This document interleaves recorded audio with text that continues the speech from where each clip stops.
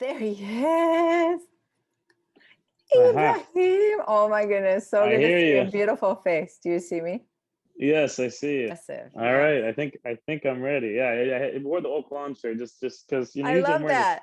a I suit and love tie. that. I'm like, it's my day off. Let's wear an Oakland shirt. Let's get back to Oh, our roots. represent. It's going to be old. Hello, faithful followers and friends. I am so excited to be here today with a former student once again, but a student that really left a huge impression on me. I had you, Ibrahim, in American Studies, and you always went above and beyond. So I'm not surprised by your success at all. So if you could introduce yourself with some of the things that you've been doing since high school, we'd love to hear it. And then we'll get into our stupid stories and then the bulk of the program. Yeah. So thanks for having me on. I've always, kind of looked and see, the people that you've interviewed and the interesting stories when it comes to this podcast, especially the name really catches your eye, Yeah. So that stuck with me. But as far as high school, as you mentioned, I, went to Oakland High School, grew up here for about 18 years. Before that was just on the west suburbs in Chicago before I moved to Oakland. And so when I graduated in 2014, I went to Columbia College Chicago, studied journalism there. Graduated, thank God. I know a lot of people say I went to college and then no one ever Yeah. follows up with how far they went.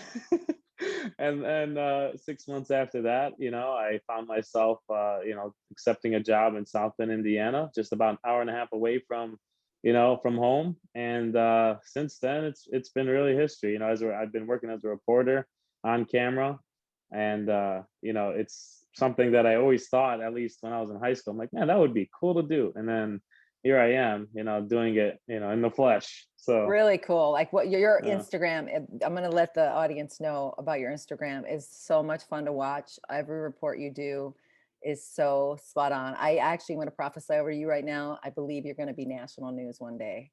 That's Oh how man. good. That's how good I see. Wow. Let's I do really this. appreciate that. Yes. Let's hope. I mean, well, if we get there, I'm taking you guys with me. So. Yeah. All right. So let's just lighten this up and get into a little bit of it's usually, I like to start with like an innocent story that we might have thought of as stupid, but really it was just innocent or ignorance or something that we did that was a little quirky back in the day. I'm gonna let you go first on this one. Yeah, this one, we'll get my whole family, just like, they know when it comes to this story, they just like roll their eyes like, oh my God, I can't believe you used to do that. But it's a funny story, but hey, I was a kid, that was really passionate about food and still am. Yes. And so sometimes when I used to come home from school, I'd have, my mom would be making usually food, something that she would prepare. And then she'd always have a snack closet. And of course, I'd always find my way inside the snack closet, and even when she told me not to. And it's funny because as I'm saying this, my brother's just looking at me across the living room, and he's just smiling because he knows where I'm going with this.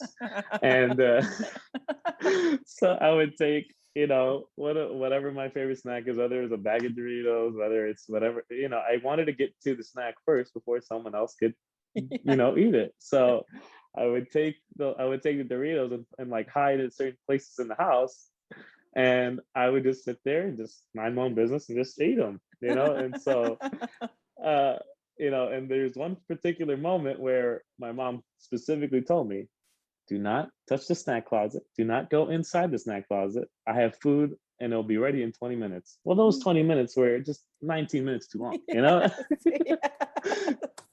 So I took the bag of Doritos in the laundry room. I'm like, all right, I'm gonna hide by the chimney, by the laundry plate, right in the back. And some people are probably like, man, this guy's really weird. Well, I think weird is a good thing because it means I'm not normal, right? Absolutely. Right? I've been saying that forever. Like everyone, yeah, I'm not normal like everyone else, which is right. good. Which, so she ended up catching me, and she's like, did you just do exactly what I told you not to do? I'm like, yeah, I'm a kid.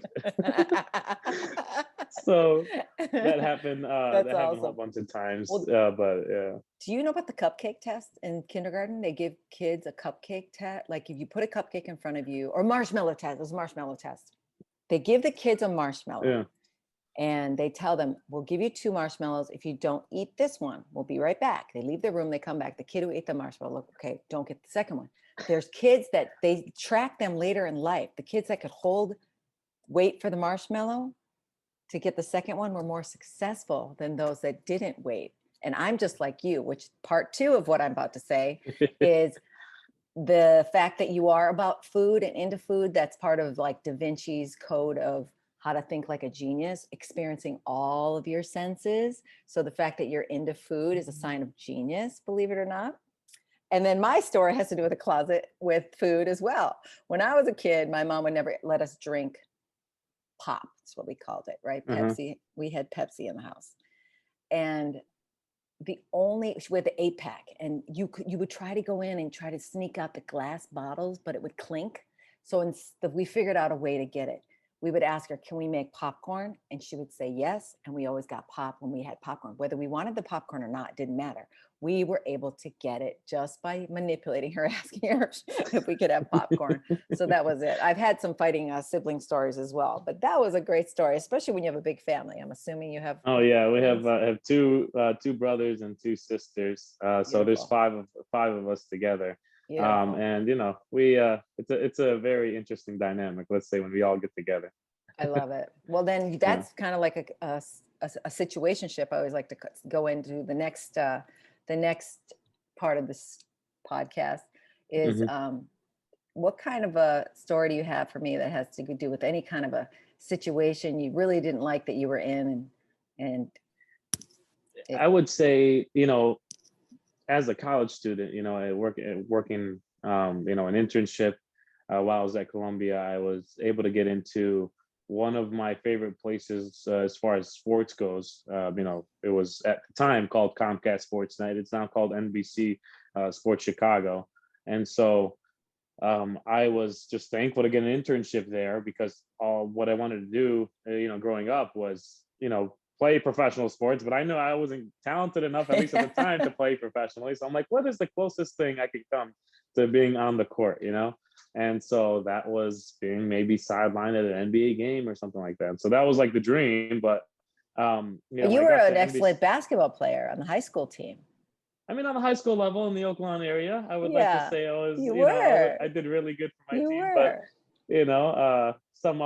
some people will Well, I say, know oh, it that's was like okay. people that dream professional when they're just a good high school player. I don't think it's Yeah. really, like you said, realistic, but a lot of people Yeah, believe I that. mean, I think like had I, growing up, had I, focused on, certain things, I think there's no ceiling on anyone, I mean, you can do True. anything. And so, I mean, it's just for me, it was just not in my cards. So I'm like, you know what, let's be a reporter, Nice. And so when I got that internship, there was a certain anchor, and I won't say her name, but there was a certain anchor, and it was like my first day there, and I was like, oh wow, she has like kind of like a Middle Eastern background too, and so like, oh, this is gonna be kind of cool, and so um, I didn't know anything about the news industry, even though had an internship you know, at a sports news organization.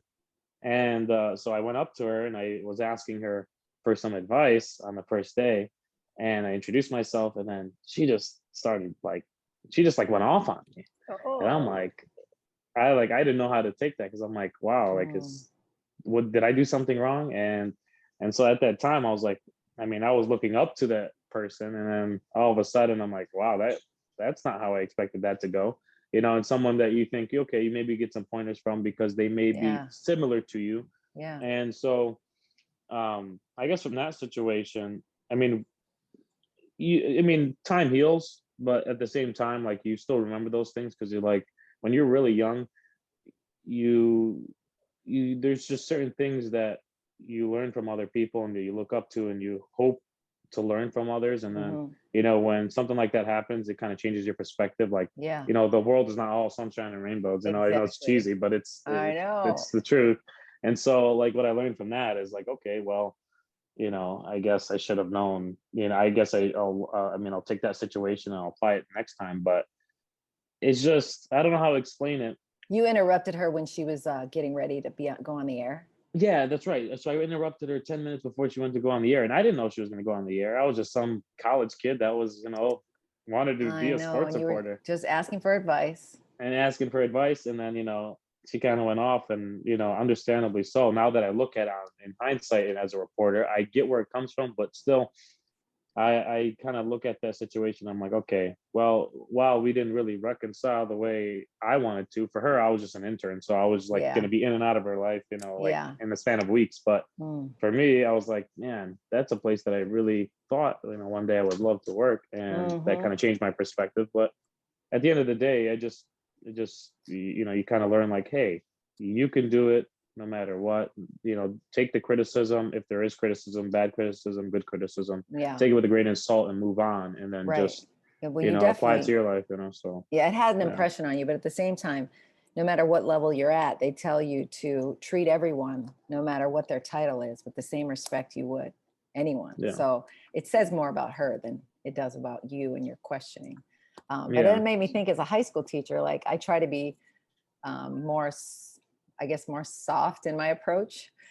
And I always say, well, the world's going to smack him in the face. The world's going to kick him in the butt. I don't think I need to kick him in the butt. But then I think about it now. I'm like, oh, should I have been more harsh? Like, and then you start to yeah, think, but I don't really think I feel good about myself when I'm harsh towards others. I like to be firm, but I don't think it's important to break someone's spirit or soul rape them, as they call it. Right. yeah, So, but it is, those moments in life are the ones you do remember too. So it's a tough yeah. call.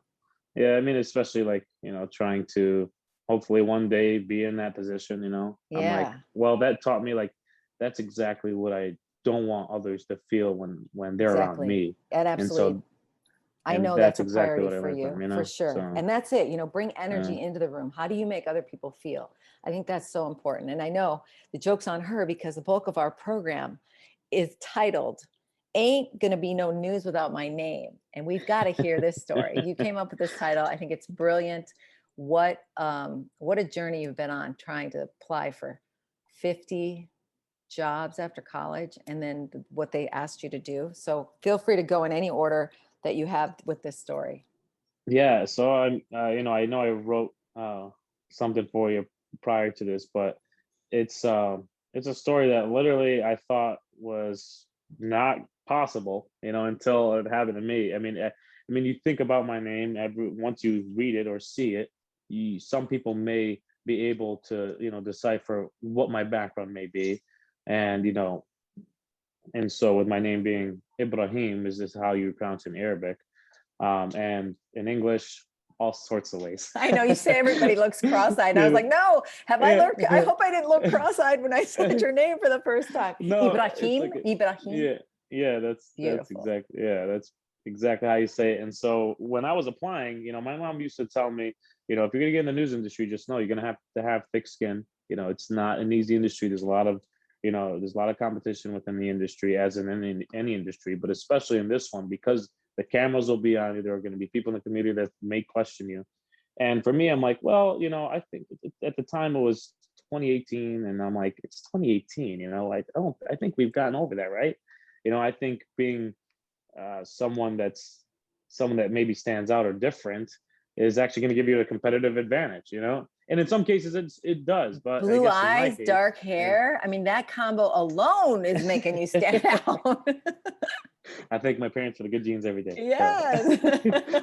but They call you I genetic freaks, right? With their blue eyes and exactly. dark hair. It's beautiful. Oh yeah, I mean, since I was a kid, me and my brother, who's only a year, we literally have the same birthday, 1 year apart, and Love it. so um, since we're a kid, like even I remember in the mall, just people just stopped me. I was like, "Oh my god!" And then just squeeze the cheek. I'm Yeah. like, I couldn't do it.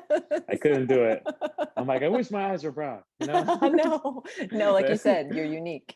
Yeah. So, um, in applying to 50 plus places, and again, this was across, regional, like across the Midwest. I was only given two opportunities to do an interview. One was in Springfield, Illinois, and I drove 3.5 hours. This is my sister, by the way. Hi. She's 8 years old. Nice. Cameo by She's your eight. sister. We won't be Yeah, cutting this out. We'll leave this right yeah, in. she can't stay away sometimes, I which is love not it. bad. We Love have it. that's Love how it. we Love are. it. Beautiful. But yeah, so I went all the way down to Springfield, Illinois for my first interview. And, you drive 3.5 hours. My first trip, the longest trip I've taken, probably outside of Illinois, because I've never driven that far before by myself. And I got there. I talked to the news director. He brings me into his office. I was there 15 minutes.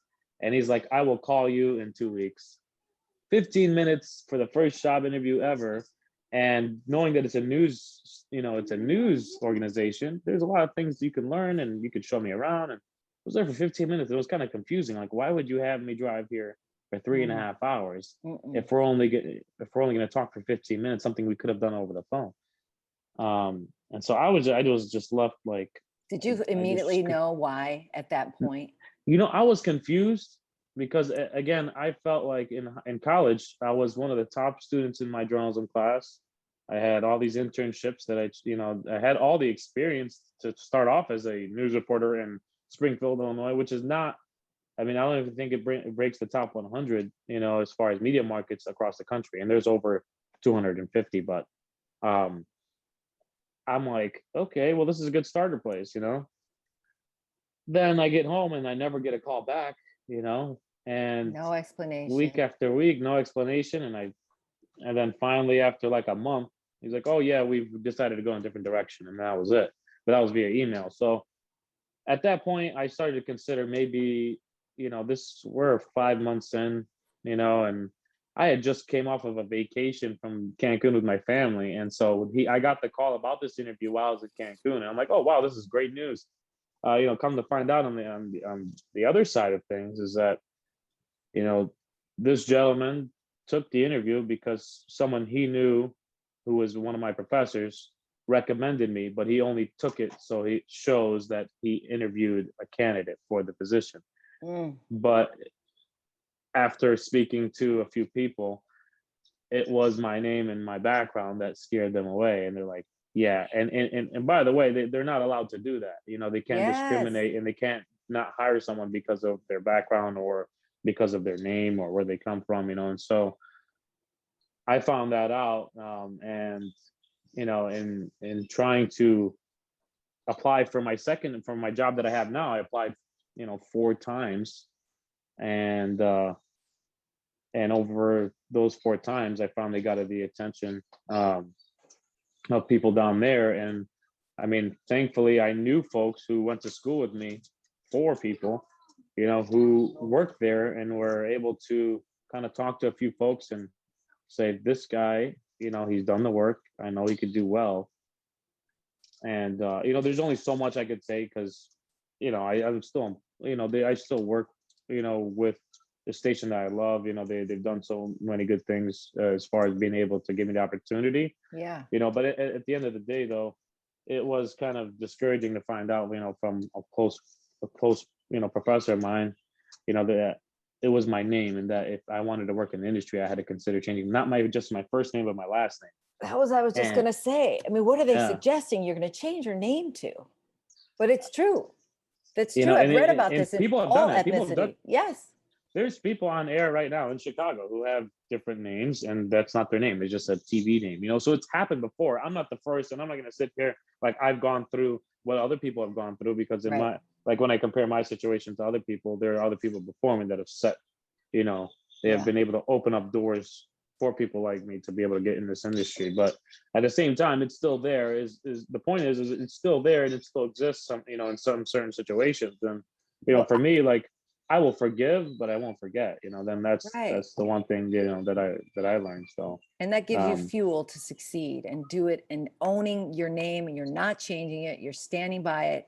Can we talk then about why people, again, don't know Muslims, they don't know anybody from Palestine, so they have only what they see on the news of kids throwing rocks through fences, but they don't realize that the Zionists are bombing them when all they have to defend themselves are rocks. And that's where they, this last May, there was some actual real weaponry to fight back, but it's still perceived as this savage part of the world. But I think we need to dispel some of those lies and help people that don't have any exposure to people who were born in Palestine, who their heritage is in Palestine, and the history a little bit behind that, just so we can educate some people that normally don't know anything about it. Yeah, when it comes to like my background, and when you talk about Palestine, I was born here. And the only time I've actually visited was when I was not even a year old. And, we've tried a couple times before that to visit, and just the circumstances didn't work out, Yeah. and we just weren't able to go. But I have my dad was born there. I have grandparents that was born there, uncles, aunts, and so I'm not gonna pretend like I'm some sort of expert, because I know that there are people that have lived there, that lived through it, and have gone through what they have gone through to be able to talk about their experiences today. But in what just what I've been able to witness myself, and knowing people who live there, and just talking within our community, here in Oak Lawn, which just next to us is Bridgeview, and that's considered Little Palestine because so Right. many people Right. move here. And so I think what people need to know about what's happening over there is that this isn't, this is a place that has been occupied by one of the most powerful armies in the world. And not only occupying the place that they grew up in, that their ancestors grew up in, and that welcomed a lot of people there after the Holocaust, um, it's kind of disheartening to know that, us as Palestinian people who are generous in helping others now in 2021, the people that we tried to help, are now those controlling the very place that, that we call home. So, Yeah. when you talk the late 1960s, 1968, Israeli occupation comes in. And, before that, 1947, you have a whole bunch of wars that began. That is when, the staple of this Israeli-Palestinian conflict kind of began. And so people always like to say it's complicated, but really it comes down to one thing. There are people, let's say there are people on the right and that lived there forever, people on the left that were welcome to come in because of their situation, and now those people on the left have now not only come into the homes and kicked people out of homes, hundreds of thousands of people displaced from their homes, but people killed, people bombed, people, like when you see the symbol when it comes to like a person with a rock. The reason why we throw rocks is that that's all we have. Exactly.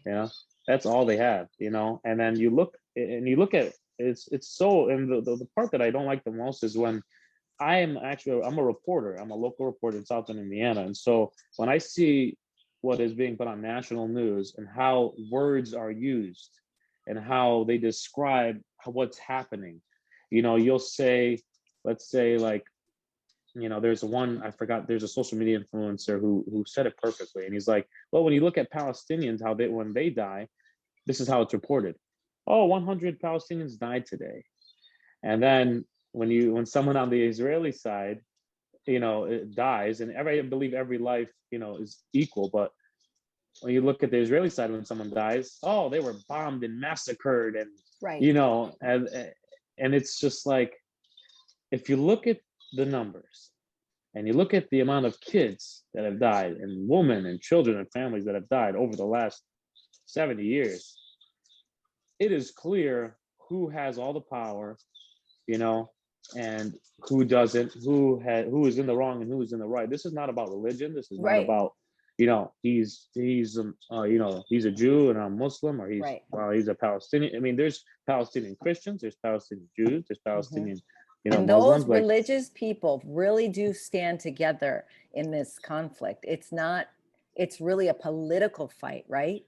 It's more about it's a money. political fight. It's about money, resources, power, and that goes for a lot of leadership within the Middle East who refuse to stand together and refuse to stand for what's right, because it's almost like every person for themselves, and so like I said, I mean, I'm not an expert when it comes to No. living there and being able to tell you the personal stories. No. But I will tell you that just in just staying close to the situation, I mean, anytime something happens back home, I feel like it's happening to me, because I know that's where I'm from. I mean, I lived here my whole life, but that's really Right. that's my like original home. That's where my my family came from. Absolutely. That's why it makes me sad when you say that So, your name is, you're being discriminated against because of your name, because what are they afraid of? Like you said, in 2001, or when was 9/11? it 20, was 2001. And so, that's and when I you know, got, yeah, and that's, I felt like, especially in this country, I feel like that's when really things took off, when it came yeah, to like, whether you're a Muslim from, you're living in Chicago, New York, Miami, LA, California, wherever you go. I mean, after 9/11, it was like, it's just labels. I hate labels, and people yep, like to label certain, races and yeah, certain people of ethnicities and stuff like that. And it's just so destructive, because like, I know a lot of people like to use it as comedy sometimes. And I think some people, they try to use it, to just, I don't know, be light. I don't know what it is, yeah, but in my opinion, like, I think when I look at where I came from, I can't say, oh, I can't comment about someone else saying, well, you know what? I don't agree with people protesting in the streets because they're all just rioting and they're all just destructive, and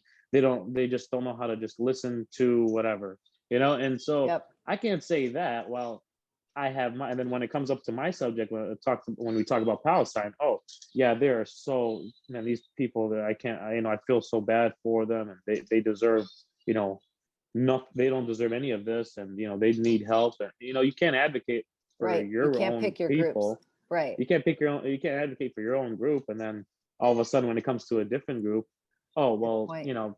it's too Too bad, they're bad. just Yeah. like that, Yeah. and you just discriminate. It just Right. doesn't make any sense. And I see that so many times, and it just doesn't make sense to me. But Plus, the peaceful protests are peaceful until there's people that come with bats that agitate and start setting fires. I've seen it personally at protests. yeah, The people that are against what the peaceful protest is about, to make it look like the protesters are violent, that's another thing that's just an insane fact.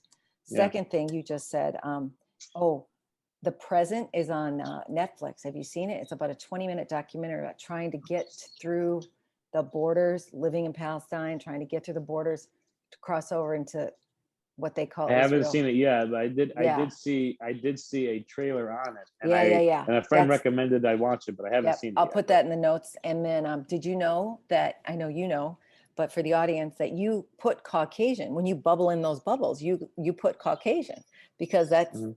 that's what your bubble is, of all the bubble choices they give you, correct? So isn't that It's ironic when yeah. they're afraid of your name, but yet you're Caucasian, and the people that are afraid are usually Caucasians. I'm just going to say that Mhm. because I am one.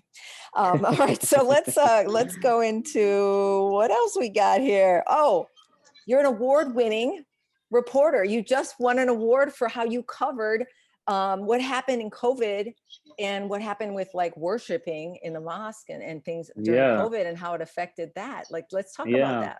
So there's an award. There's called a Society of Professional Journalists of Indiana, and so every year, they have these awards, just like they do with the Grammys, the Emmys, other stuff. And so this is like an Indiana state recognized award. And so I was able to place third out of hundreds of applicants, or hundreds of stories that were submitted. And so um, the story was basically about the coronavirus, forcing changes on the holy month of Ramadan. And so Ramadan is the fasting month every single year, where you not only submit yourself, to God, or if you don't believe in, I mean, it's for us, we submit ourselves to God. We pray at night. We help. It's a month of giving, a month of fasting, a month of worship, a month of prayer, a month of recitation, and repentance. And so for us, going to the mosque every night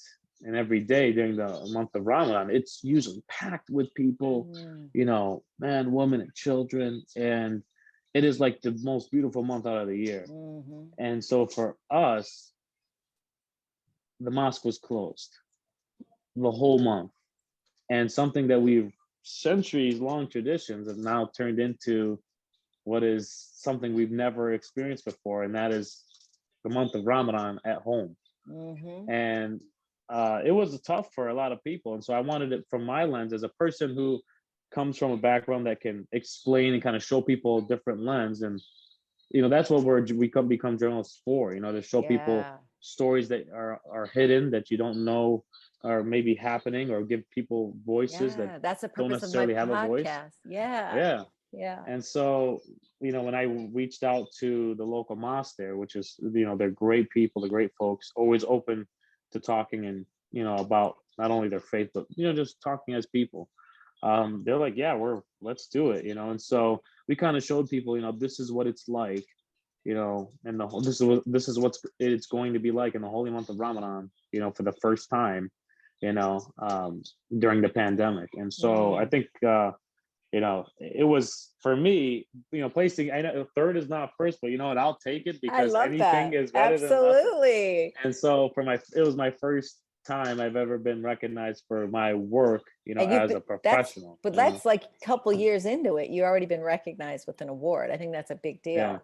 Now, did you So find yeah. during COVID that your faith got deeper? Because, when you're in a pandemic, a lot of people are like such churchgoers or mosque goers, but they maybe are just religious by name, by title, but they don't really have a relationship with God. I wonder if you had more of a deeper, I know I got even more deep in my relationship with him during the time, because what else you have to do, right? And it was just Yeah. a time where you were unsure of the future. And so I think it was really great for me to have that reset. It's like a hard reset.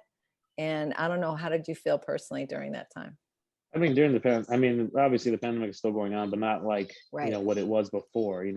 Right. And I thought during that time, I felt like you had a lot of time to reflect and kind of like put priorities, what you want to prioritize. And so that's why we see people who, besides, taking, government system money with the amount of unemployment, a lot of Right. people are now switching jobs, or, Right. really putting themselves first, Yeah. and putting their priorities first. And for me, at least from a religious standpoint, you get yourself, you start to realize, that things may not last as long as you think they are, and so for me, I'm like, wow, like if this is happening, Mhm. in a span of like weeks, that we didn't have a pandemic, and then That's a good point. literally something happens, and then all of a sudden the whole world is shut down. It really like It's a big deal. opened my eyes, and I was like, wow, this is, if you weren't religious before, or if you didn't believe in something before, I mean, for a lot of people, it'd be hard not to believe in something after this, because Exactly. it was something that we're going to look at in 10 years and like, wow, we lived through that. Yeah. So I guess to answer your question, I mean, I think it did help me for sure. For a lot of people, it did cause some depression and some stress. Yeah. That's true.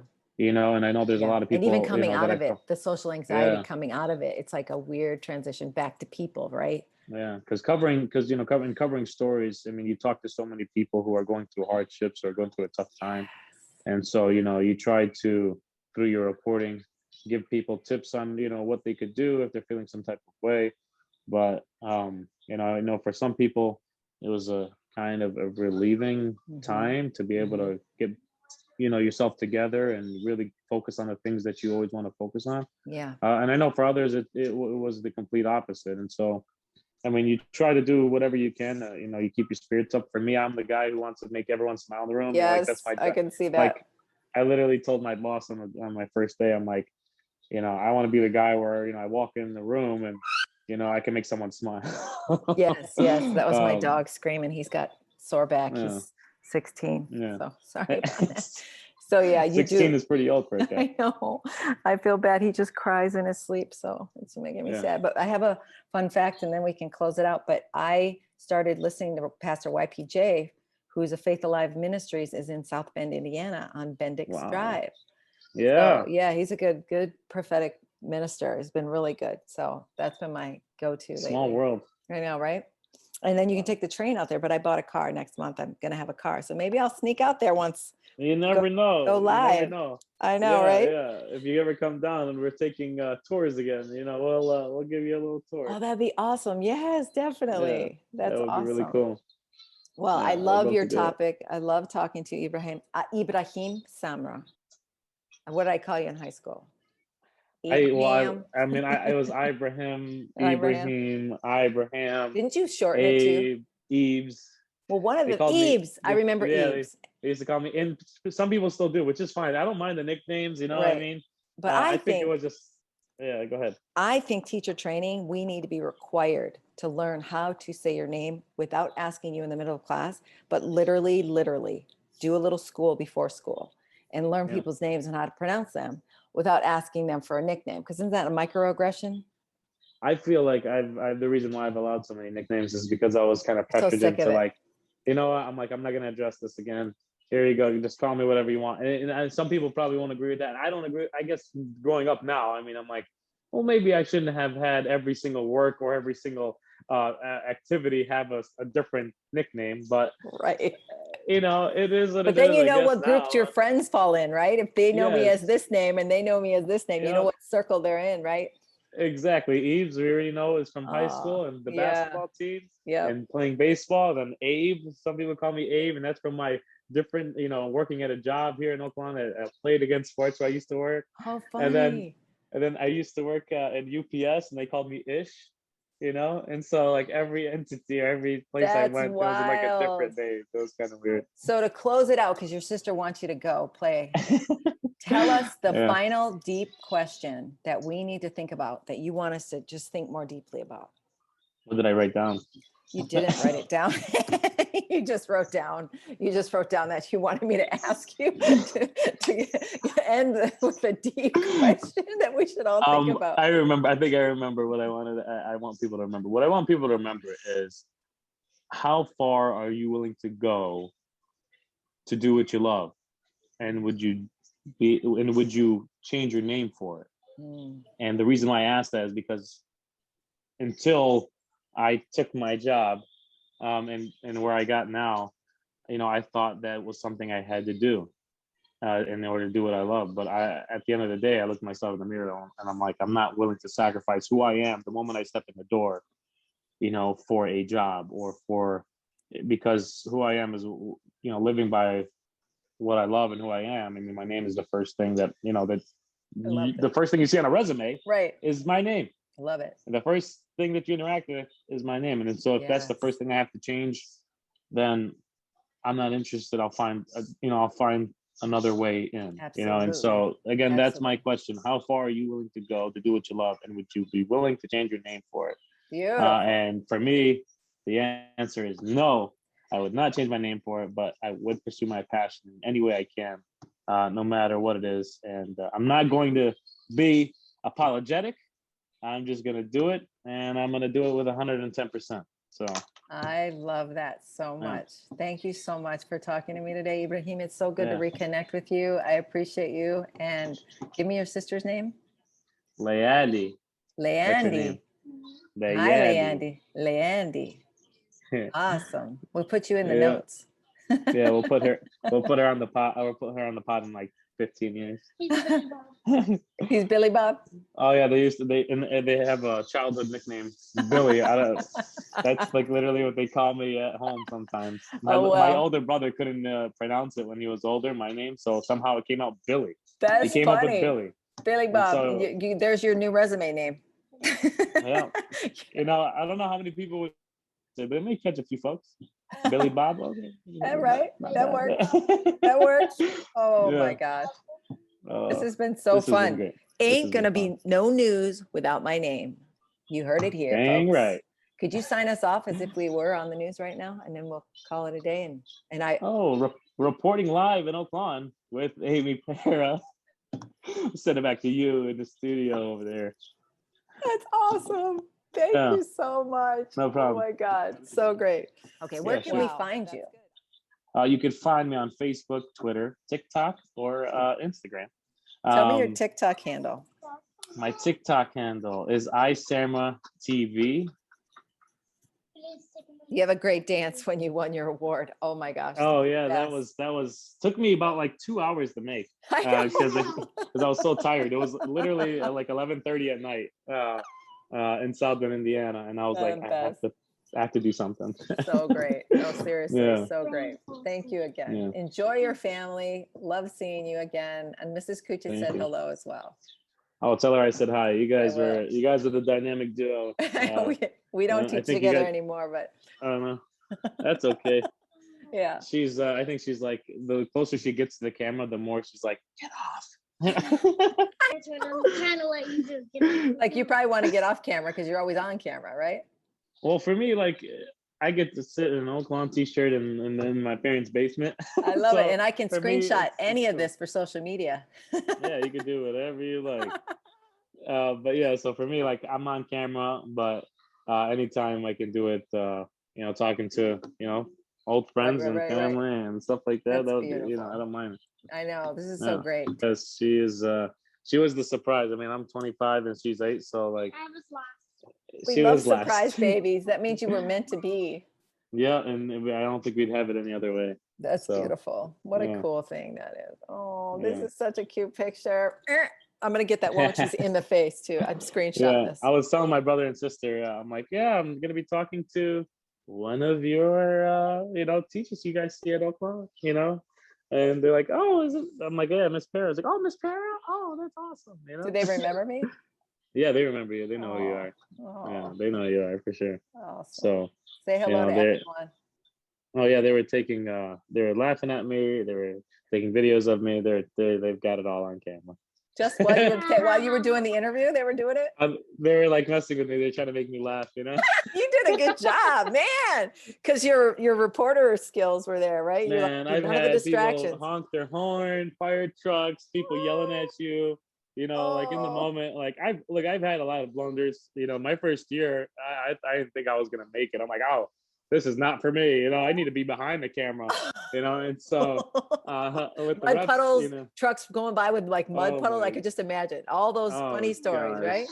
Yeah, it's been a crazy journey. The stories some you have to cover sometimes. Oh, They're great and sometimes they're not so great. And sometimes you forget what you're gonna say right when they're like, oh, Ibrahim, so what can you tell us? what do you do? So I like there was one time this is a year in and I'm like, I don't need my I don't move that. I need that for the phone. So I'm like, oh, don't they're like they sent it off to me. I was at like a farm and I was talking to a farmer and I interviewed him and he and so I was doing a story just about crops not getting enough water. And so that's a big thing in Indiana, a lot of farmers, a lot of crops. And so they sent it to me. So like, Ibrahim, what can you tell us about, so and so? And at that time I'm like, man, I don't need my phone in my hand. I can just do it without my phone in my notes, So I put it in my pocket right before they sent it off to me. And I thought I could remember these stats that I had on my notes. And I literally, when they sent it off to me, I could not remember a thing. You just said they don't have enough water. Yeah. So I sat there, and I was like, I was like choked up, and I didn't even know what to say, and I was like, I don't even know what was happening in front of me right now. I'm like, oh my God, this is happening. So I just like whipped out my phone, and then I'm like, I looked down, I'm like, okay, and then I started reading it off, and then they played my story that's recorded, and then as soon as the story was done, one of our anchors, who does the morning show, she called me right away. She's like, Ibrahim, don't worry, you're fine. It's just a story. You did a good job on the story. I love that. It happened to me before. Don't even worry about it. And so she knew how I was feeling because she was in that position before, and she like called me right away, and I was like, all right, exhale. That's so great. It's happened before. And I've had some other blunders, but that one by far was like, that was probably my most nervous. Like I couldn't believe that out happened. of body experience. I bet. Yeah, like imagine 10 seconds. Like 10 seconds in the news industry feels like an hour. It's literally is. Yes. It feels like an hour. And it's live. You can't cut. Yeah, it's live. Can you go? Come back to me. No, like sometimes people have done it where like they pretend like they're forgetting. They'll pretend like they can't hear. Oh yeah. Next time I'm gonna see that. I'm gonna know now. So and sometimes like if they forget, like are they trying to collect their thoughts or something, or maybe a producer's talking in their ear, they're waiting, they're like, okay, this is what I'm gonna say. And so sometimes some people do that, like they do this to kind of, okay, he's getting information, you know what I mean? And so he's waiting for the anchor to send it off. And so people understand when they watch news, there may be a little delay. So sometimes that's because there's a delay, and sometimes it's because someone's telling them breaking information in their ear. And other times it's because they're just trying to collect their thoughts, and they're like, yeah, so we talk to police and they tell us this, and that, and so it's crazy. Wow. There's so much. That was a fun post when you said that there was something sexy about the coronavirus vaccine going by you or something. It was something Oh like yeah, that. That that was a was great so moment. hilarious. Your Yeah, I social was media just, is funny.